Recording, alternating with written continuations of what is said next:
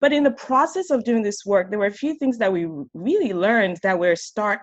And for someone who was coming from a different background, not coming from an international development background, it was a rude awakening that there was a huge gap, and that the fundamental premise of international development is flawed.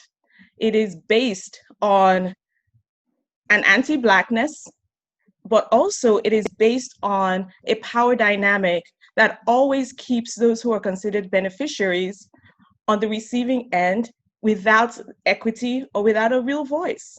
And so in the process of doing this work, we were able to study from a funding perspective what are challenges that local indigenous NGOs face, because they're the ones that do the work on the ground.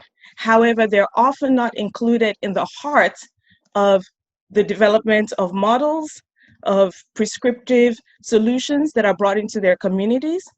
And this was a fundamental flaw, because when you take a look at how funding flows, it doesn't often match the work that is needed on the ground or how it is being done on the ground. And so we studied with 125 NGOs across 3 countries, Nigeria, Uganda, and Kenya. And we recognized that they all had the same complaints. One, the issue around knowledge transfer when international development organizations would come into their countries or their communities. There wasn't a solid way of transferring knowledge that they had for them to be able to continue the work.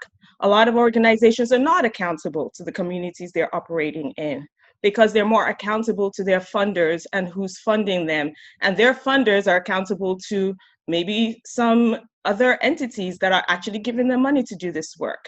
So a lot of funders are looking for prescribed ways of addressing issues without having the people that they quote unquote have these issues at the heart of all these consultations. For example, we have SDGs, we had MDGs that are out there. International development work is not a linear process, nor is it something that you can say this metric is going to work in Nigeria, and this same metric would work in pick another country. It doesn't work that way. It's messy. But unfortunately, a lot of funders are not interested, really interested in understanding that the messiness makes for a more complicated process when you talk about how to direct resources into the solutions, and allowing the solutions to come and be generated from the community, wholly owned by the community, but that communities can also hold the funders who are either funding the same organizations because there's a laziness aspect of it, of looking for other organizations that are doing amazing work, or really choosing organizations that are created by people who don't even have any background in the subject matter.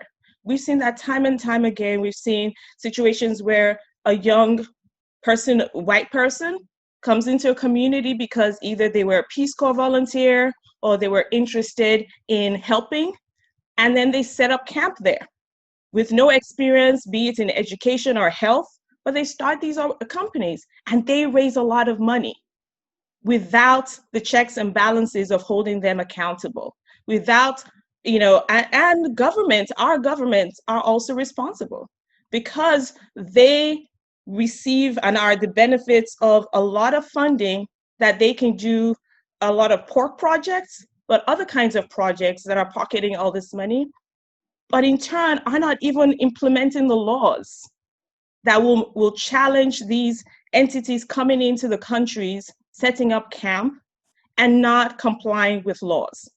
So we have so many, like Sherry said, there's not one answer. Right now, we've known it, we've seen it in operation. We can't act like it hasn't been going on for decades. Look at what happened in Haiti. We've seen so many times the same cycle happening over and over and over again. The international development community was overdue for a check and balance before we started talking about, police violence. So I think that from my perspective, I think it's time for funders, for these organizations to really, really wake up, because as we see the movement for Black lives, the movement for reclaiming our space is here.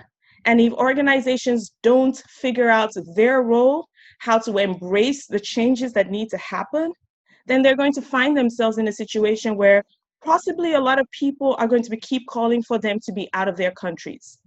They may face other kinds of policy, hard policies or taxes that will be levied against them by governments and other entities. But I think that right now, everybody needs to wake up. You have to take a look inside. What does your HR structure look like when you're deploying a team of people to a country? Is it primarily white, and then you just hire a local team for your, sub administrative or implementation, so that you can get buy-in into communities? All of this has to be addressed, and all of this has to change. Thanks.